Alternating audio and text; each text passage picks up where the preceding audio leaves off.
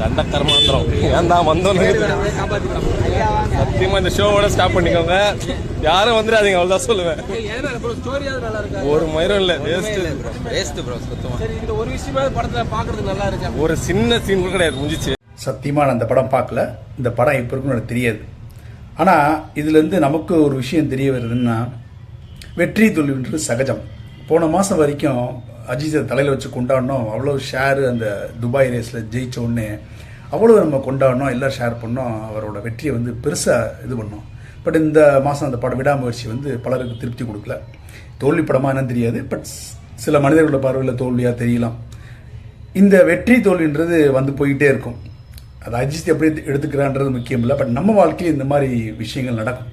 அப்போ இந்த வெற்றி தோல்வியில் மனசை வந்து பதற விடாமல், டென்ஷன் ஆகாமல், சமநிலையை வச்சுக்கிட்டு நம்ம போயிட்டு இருக்கக்கூடிய பாதை வந்து சரியான பாதைன்ற நம்பிக்கையுடன் போனோம்னா தோல்வி அடுத்து வெற்றியாக மாறும். நல்ல சிந்தனைகளை விதைப்போம், நம்பிக்கை வளர்ப்போம். நன்றி.